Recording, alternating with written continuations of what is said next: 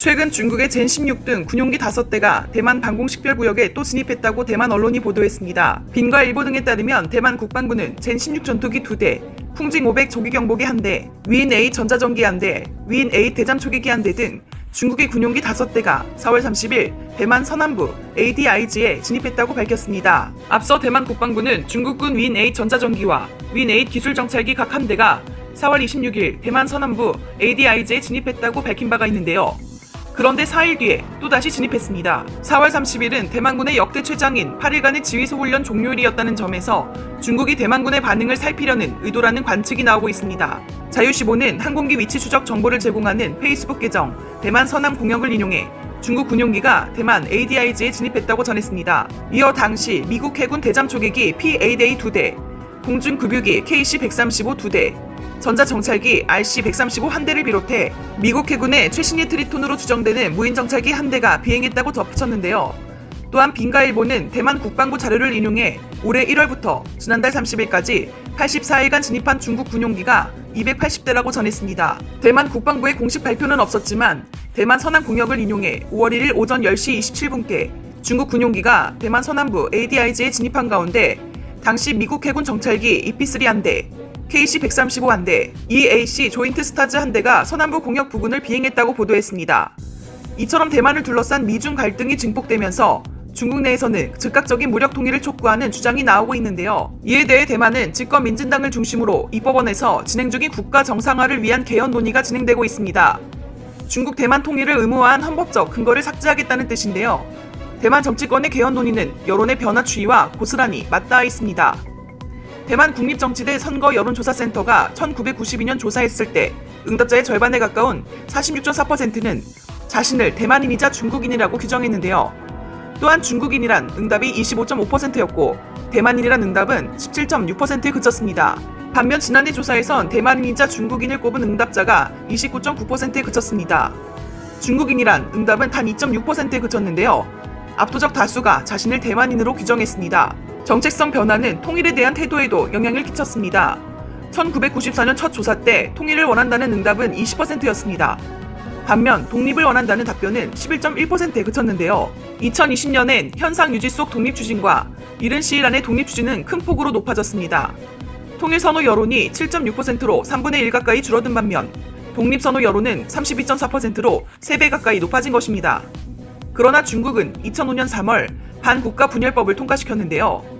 이 법은 대만 독립 분열 세력이 어떤 명분이나 방식으로든 대만을 중국에서 분열시키려 하거나 장차 대만을 중국에서 분열시킬 수 있는 중대한 상황이 벌어지거나 평화통일 가능성이 완전히 사라지는 때에 국가는 비평화적 방식 및 기타 필요한 조처를 통해 국가 주권과 영토의 완결성을 지켜야 한다고 규정하고 있습니다.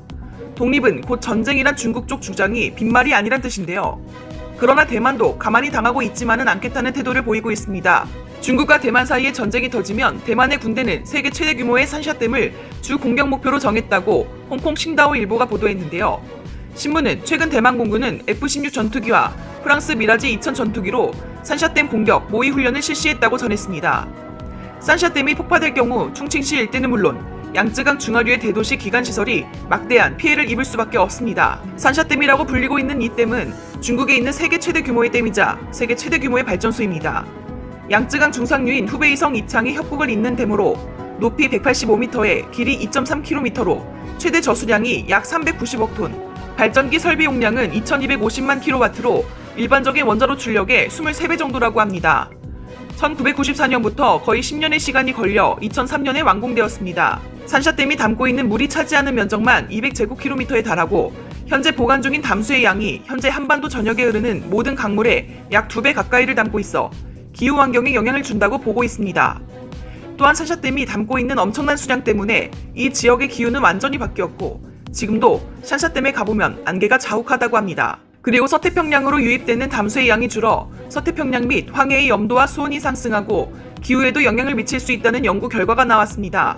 2008년에 홍콩 명보는 대만 행정원 국토안보판 공실의 문건을 인용해 중국이 대만을 침공할 경우 대만이 군사보복으로 홍콩과 상하이, 샨샤댐을 공격할 것이라고 보도했습니다. 이 댐이 무너지면 우한, 난징, 상하이에서 엄청난 이재민과 수백만의 사망자가 발생할 가능성이 높다고 합니다.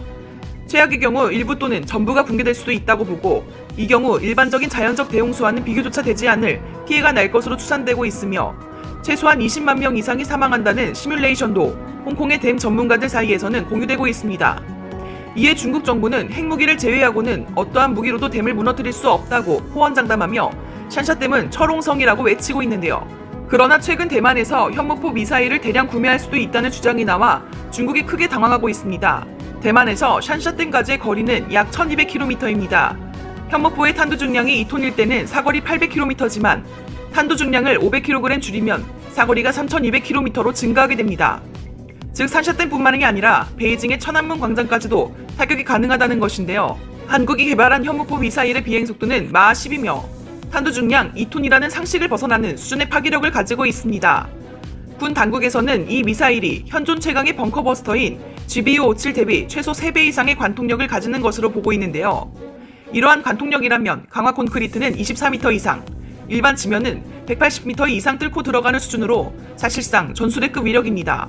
현무포는 토마호크보다 탄두 중량이 4배이며 마하 10의 속도를 가지고 있어 대략 15배의 파괴력을 지니고 있다고 평가받고 있습니다. 미국, 러시아, 중국 등 강대국은 물론 북한의 단거리 탄도미사일도 탄두 중량은 500kg에서 1톤 수준이어서 4에서 5톤 이상 수준은 세계적으로 유례가 없는 것이죠. 대륙간 탄도미사일의 경우 사거리가 길고 엔진 추력도 강하기 때문에 탄두 중량이 5에서 10톤에 달하는 경우도 있습니다. 하지만 단거리 미사일은 엔진 추력 등을 감안해 500kg에서 1톤가량의 탄두를 탑재하죠. 2톤 이상의 탄두를 달 경우 머리가 너무 무거운 가분수 미사일이 돼 안정적으로 비행하기가 어렵습니다. 정확도도 그만큼 떨어지죠. 현무포의 위력은 탄두 중량과 비례합니다. 현무포의 탄두 중량은 2톤인데요. 일반 고포탄두가 아니라 지하 관통력을 높이기 위해 텅스텐 합금 등 중금속으로 채웠기 때문입니다. 무거운 탄두가 일반 폭탄보다 훨씬 높은 100km 이상의 고도에서 마하 10 이상의 고속으로 떨어져 충돌하기 때문에 미국제 벙커버스터 폭탄보다 지하 깊숙이 들어가 파괴할 수 있습니다.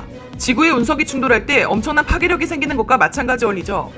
군 소식통은 현무포의 개발로 한국군은 김정은의 도발 의지를 억제하는 대량 응징 보복에 가장 유력한 수단을 갖게 됐다고 말했습니다. 이는 마찬가지로 현무포는 대만을 향한 중국의 검은 야욕을 억제할 수 있는 강력한 수단이라 할 수 있는데요. 대만은 하루빨리 현무미사일을 도입하여 중국으로부터 완전한 독립을 이루길 바랍니다.